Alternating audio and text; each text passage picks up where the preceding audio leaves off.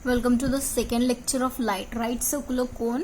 तो इसके पहले हम लोगों ने आप लोगों ने देखा था कि राइट सर्कुलर कोन का जो इक्वेशन है वो कैसे आपने ऑब्टेन्ड किया था थ्रू डिफरेंट कंडीशंस जो आपको दी हुई थी। ठीक है, तो अब उसी के थोड़ा आगे बढ़ते हैं, हमारा नोट से स्टार्ट करते हैं। ये नोट क्या कहता है, the equation of cone with vertex as origin is homogeneous. यानी क्या कि अगर आपके पास आपका कोन का वर्टेक्स जो है वो अगर ओरिजिन पे है तो दैट मीन्स कि जो आपका इक्वेशन है वो क्या रहेगा, होमोजीनियस रहेगा।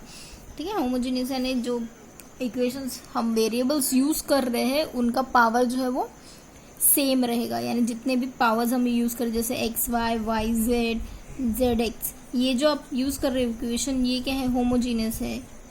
इसका भी 1 1 यानी इन दोनों का पावर कितना हो गया 2, इसका 1 1 यानी इन दोनों का पावर 2।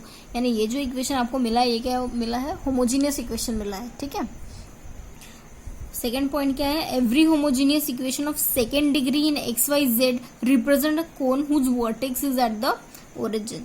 अगर आपका होमोजीनियस इक्वेशन जो है वो क्या है, सेकेंड डिग्री में है, ठीक है, इन एक्स वाई जेड, तो ये जो होमोजीनियस इक्वेशन जो कि एक्स वाई जेड में है ये क्या रिप्रेजेंट करता है, कोन को रिप्रेजेंट करता है जिसका वर्टेक्स जो है वो क्या है, ओरिजिन पे है। जो इक्वेशन है वो क्या रिप्रेजेंट करेगा, कोन का इक्वेशन रिप्रेजेंट करेगा। ठीक है, तो इन एंड ऑल ये दोनों इक्वेशन जो है, ये दोनों नोट जो है वो एक दूसरे से रिलेटेड है। जैसे अगर ये कहता है the equation of cone with vertex at the origin is homogeneous, that means कि इस इक्वेशन में अगर आप एक्स स्क्वायर, वाई स्क्वायर और जेड स्क्वायर भी ऐड करो तो ये जो इक्वेशन आपको ओवरऑल मिला है तो ये इक्वेशन भी क्या है, होमोजीनियस है, जो कि क्या रिप्रेजेंट करता है, कोन को रिप्रेजेंट करता है। सिमिलरली अगर आपके पास सेकेंड ऑर्डर का होमोजीनियस इक्वेशन है तो वो कोन को रिप्रेजेंट करेगा। दैट मीन्स कि अगर आपके पास ये कंडीशन दी हुई है तो दैट मीन्स कि वो कोन को रिप्रेजेंट करेगा, पर अगर वो कोन है तो ये इक्वेशन जो है वो फॉलो करेगा। वैसे ये वाइस वर्सा की कंडीशन है। ठीक है,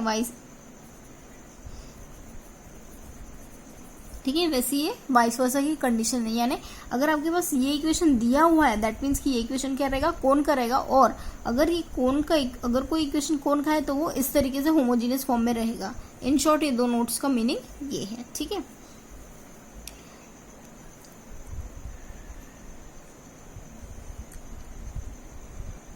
if the line this is a line, ठीक है, अब ये लाइन आपको दी हुई है, is a generator of the cone f of x Y Z equal to 0, then is direction cosine will satisfy the equation of the cone. Next point कहता है कि अगर आपके पास ये एक लाइन है और ये लाइन जो है वो क्या है, जनरेटर है, किसकी, कोन की जनरेटर। यानी यहाँ पे देखिए ये जो हमारा कोन था मैंने बताया था ये वर्टेक्स होता है, ये जनरेटर होता है। ये जनरेटर जो है वो क्या करता है, मूव करता है और क्या बनाता है, सरफेस कवर करके कोन बनाता है। अगर ये आपकी ये जो लाइन है वो जनरेटर है तो ये जो जनरेटर है वो क्या करेगी, हमारे कोन के इक्वेशन को सेटिस्फाई करेगी, कोन के इक्वेशन को सेटिस्फाई करेगी, और इससे क्या होगा कि हमारा जो डायरेक्शन रेशो जो है उसको भी वो सेटिस्फाई करेगी। और उससे क्या होगा कि डायरेक्शन रेशो को सेटिस्फाई करेंगे तो यानी यहाँ पे जो एक्स वाई जेड है अगर उसकी जगह आपने एल एम एन ये डायरेक्शन रेशो भी पुट किया तो भी आपको क्या मिलेगा, इक्वेशन ऑफ कोन ही मिलेगा। ठीक है, यानी अगर आपके पास F of x Y Z equal to 0 है, ये कोन का इक्वेशन है, अगर एक्स वाई जेड की जगह आप एल एम एन भी पुट करोगे तो भी वो एल एम एन जो कि डायरेक्शन रेशो है वो इक्वेशन ऑफ कोन को सेटिस्फाई करेगी। ठीक है, नेक्स्ट है find the equation of cone with vertex at the origin. Vertex origin पे है और डायरेक्शन कोसाइन जो है वो क्या है, of it generator satisfying the relation, इस रिलेशन को सेटिस्फाई करते हैं। डायरेक्शन कोसाइन जो है वो इस रिलेशन को सेटिस्फाई करते हैं, ये बोला है। ठीक है, तो आपने पहले पॉइंट नोट 3 में देखा है कि अगर f of x Y z is equal to 0 अगर कोन का इक्वेशन है तो और डायरेक्शन रेशो अगर उसको सेटिस्फाई करते हैं तो दैट मीन्स कि क्या करेंगे, एक्स वाई जेड को हम l m n equal to 0 भी लिख सकेंगे। दैट मीन्स कि आपको जो आपका इक्वेशन दिया हुआ है उसमें आप एल एम और एन इक्वल टू 0 अगर आप लिखते हो तो वो भी क्या रहेगा, इक्वेशन ऑफ कोन ही रहेगा। तो ये जो एल एम एन है अगर ये इक्वेशन ऑफ कोन है तो दैट मीन्स कि ये जो पे direction ratio l m n है उसकी जगह आप क्या रिप्लेस कर सकते हो, एक्स वाई जेड को भी रिप्लेस कर सकते हो।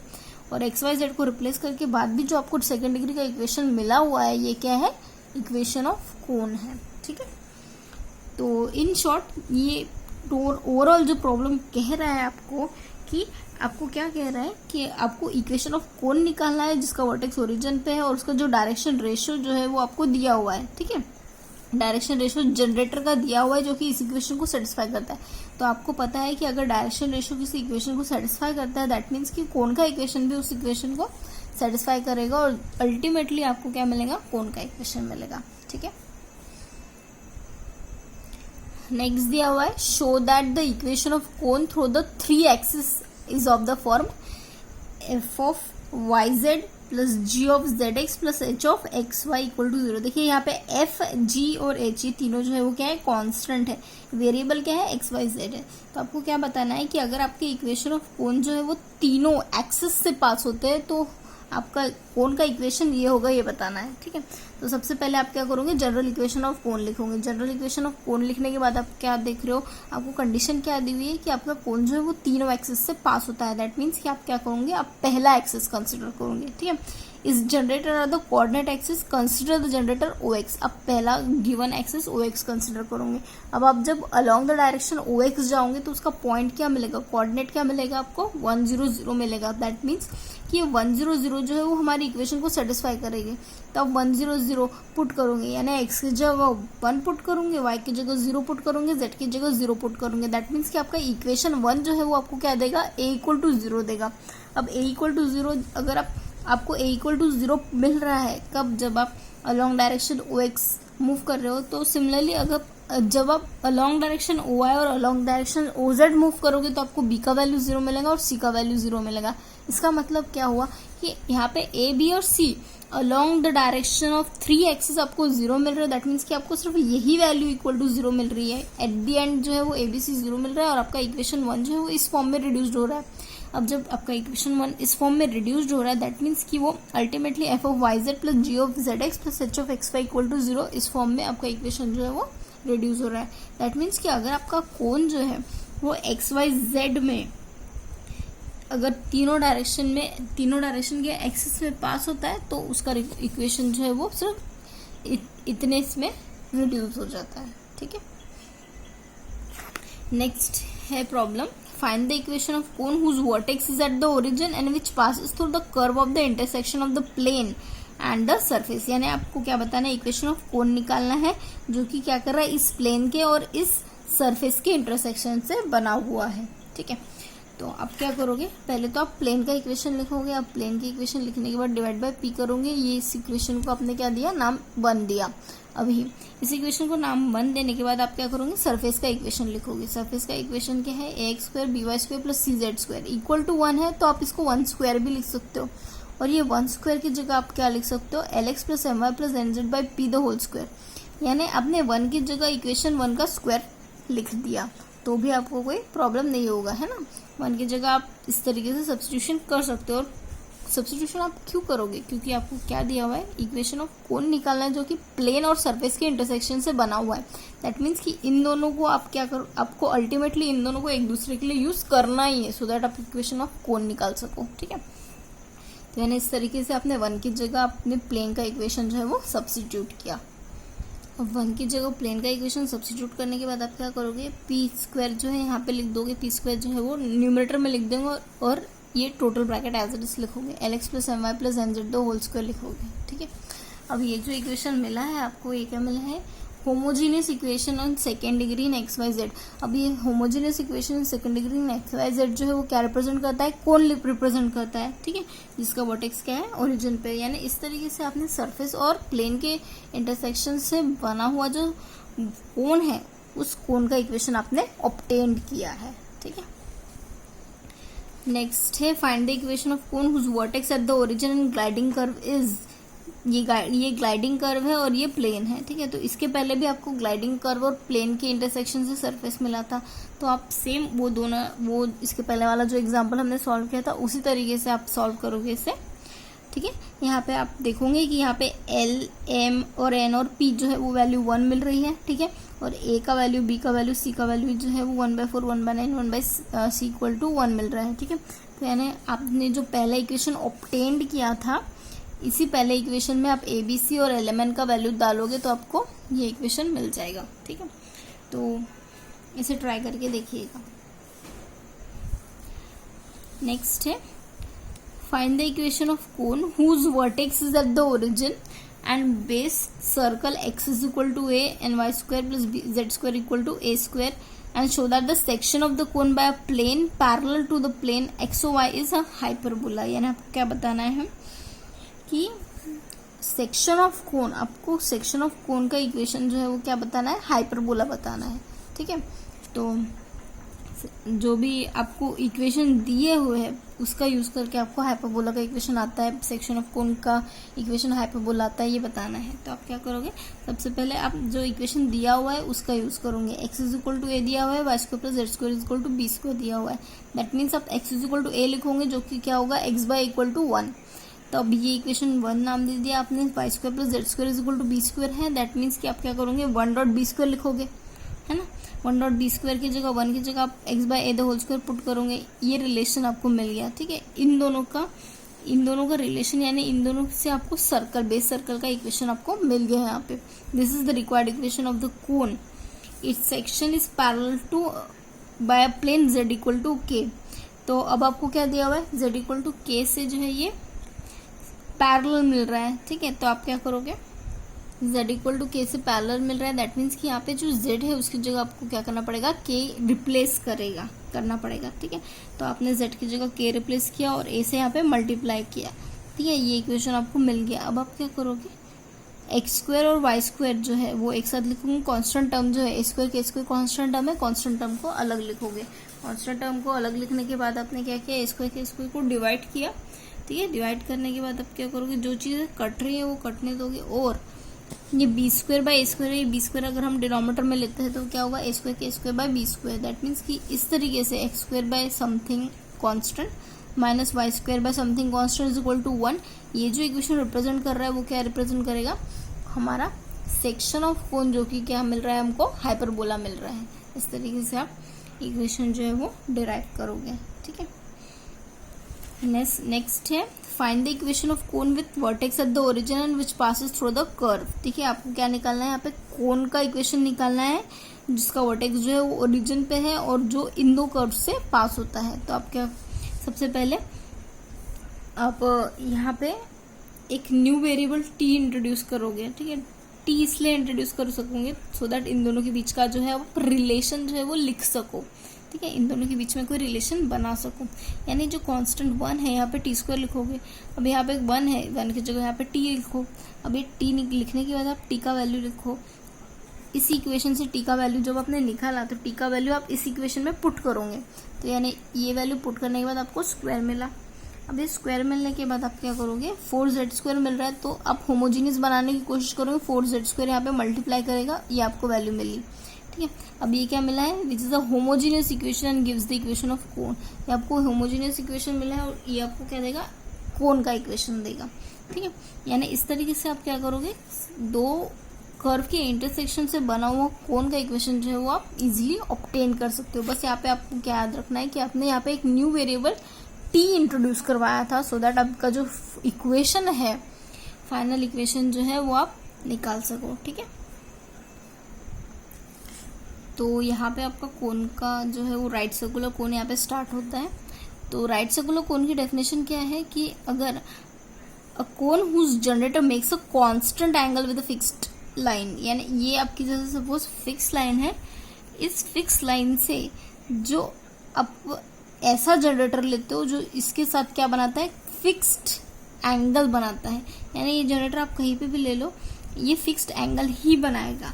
तब हम उसे क्या कहते हैं, राइट सर्कुलर कोन कहते हैं। ठीक है, ये जो आपके पास दिख रहा है ये क्या दिख रहा है, राइट सर्कुलर कोन दिख रहा है। ठीक है, अब यहाँ पे क्या देखोगे कि आपका जो फिक्स्ड लाइन है इसको आप क्या कहते हो, आप इस फिक्स लाइन को एक्सिस कहते हो, है ना। और ये जो कांस्टेंट एंगल है इसको आप क्या कहते हो, कांस्टेंट एंगल को आप सेमी वर्टिकल एंगल कहते हो कोन का।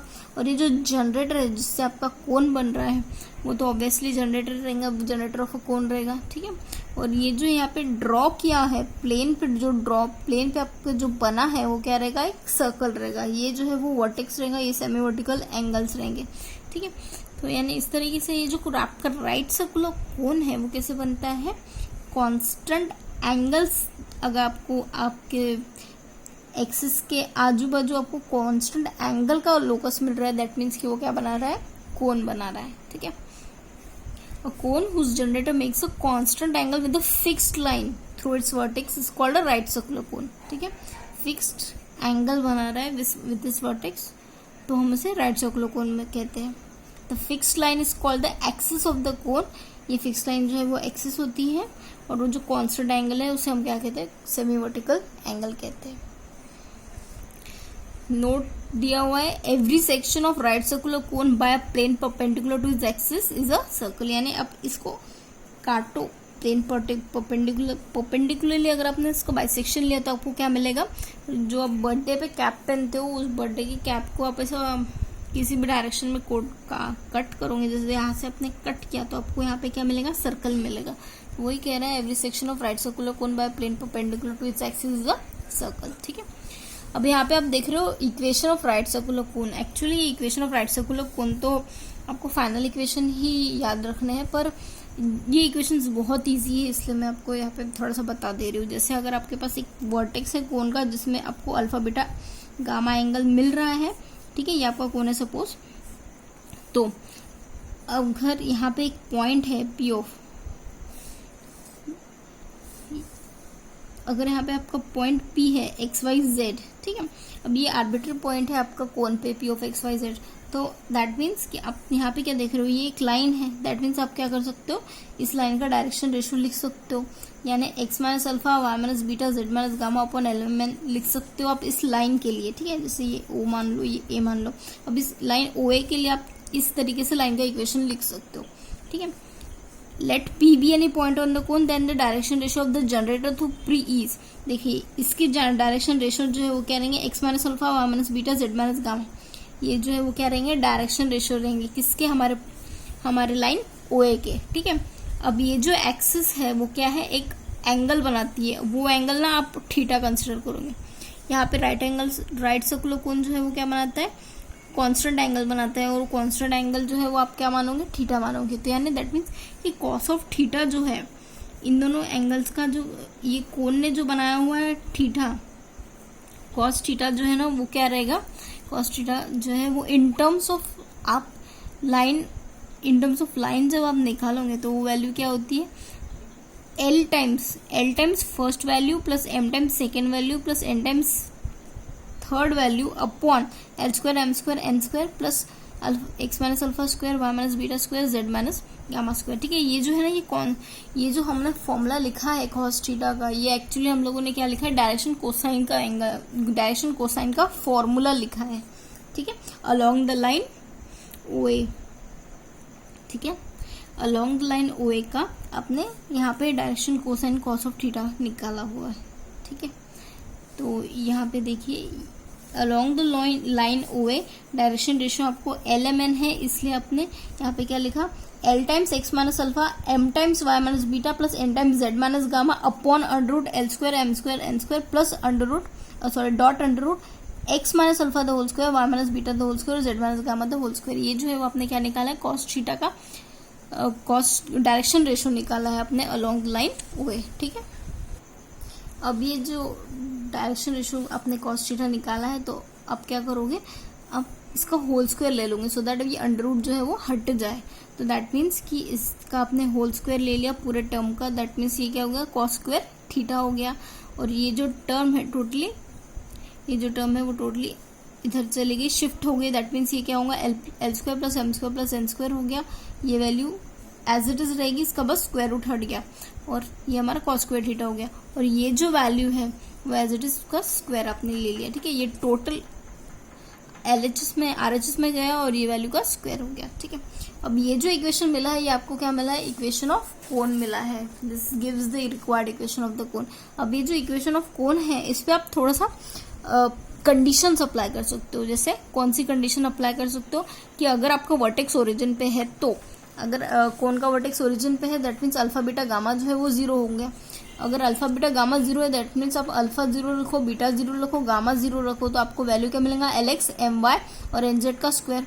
सिमिलरली यहाँ पे L square plus M square plus N square as it is लिखेंगे, X square plus Y square plus Z square cos square theta, यानी ये इक्वेशन आपको मिलेगा किसका, कोन का, जब आपका वर्टेक्स जो है राइट सर्कुलर कोन का इक्वेशन ये रहेगा जब आपका वर्टेक्स जो है वो क्या रहेगा, ओरिजिन पे रहेगा। तो ठीक है, और नेक्स्ट पॉइंट दिया है the vertex is at the origin and the axis is OZ. अगर आपको ये भी दिया हुआ है कि वर्टेक्स ओरिजिन पे है और साथ में एक एक्सिस जो है वो ओजेड पे है, यानी ये एक्स एक्सिस, वाई एक्सिस और जेड एक्सिस, तो अलॉन्ग डायरेक्शन ओजेड जो है वो आपको क्या होगा, एक्स कोऑर्डिनेट 0, वाई कोऑर्डिनेट 0, सिर्फ जेड कोऑर्डिनेट रहेगा। दैट मीन्स कि आपका जो डायरेक्शन रेशियो है L0 है, M0 है, और सिर्फ आपका वैल्यू जो है वो अलॉन्ग n रहेगा, डायरेक्शन रेशियो अलॉन्ग n रहेगा, जो कि इक्वल टू आप 1 मानोगे। दैट मीन्स कि आप यहाँ पे L0 लिखो, M0 लिखो, n का वैल्यू 1 रहेगा। ठीक है, यहाँ पे n का वैल्यू 1 रहेगा। तो x square y square z square cos square theta आपने लिखा। अभी यहाँ पे क्या करोगे, आप थोड़ा सा रीअरेंज करोगे, x y square as it is रखोगे और जो जेड वाली टर्म है ना, वो जेड वाली टर्म एक साथ लिखोगे। तो जेड वाली टर्म जो है वो आप एक साथ लिखने के लिए कोशिश करोगे। दैट मीन्स कि जेड स्क्वायर कॉमन आएगा, 1 माइनस सेक्स स्क्वायर थीटा मिलेगा, 1 माइनस सेक्स स्क्वायर थीटा मिलेगा। पर ये आप RHS में ले जाओगे, in terms of Z square sex square theta -1 लिखोगे, और सेक्स स्क्वायर थीटा -1 क्या होता है, टेन स्क्वायर थीटा होता है ना। यानी इस तरीके से आपको इक्वेशन ऑफ कोन मिलेगा जब आपको क्या दिया हुआ है, वर्टेक्स ओरिजिन पे दिया हुआ है और एक्सिस जो है वो ओजेड एक्सिस दी हुई है। ठीक है, तो यानी यहाँ पे जो राइट सर्कुलर कोन है उसके आपको 2 फॉर्म्स मिल गए। ये तो आपको general equation of right circular कोन है, पर अगर वर्टेक्स ओरिजिन पे है तो आपको ये इक्वेशन रहेगा, और वर्टेक्स ओरिजिन पे है और एक एक्सिस जो है वो दी हुई है कि आपको अलॉन्ग ओजेड लेना है या फिर अलॉन्ग OX लेना है या फिर अलॉन्ग OY लेना है, तो आपको रिक्वायर्ड कंडीशंस चेंज करनी पड़ेगी। पर अगर अलॉन्ग OZ है तो आपका इक्वेशन ये रहेगा। ठीक है, तो मिलते हैं नेक्स्ट लेक्चर में राइट सर्कुलर कोन पे, डिस्कस करेंगे प्रॉब्लम्स। बाय।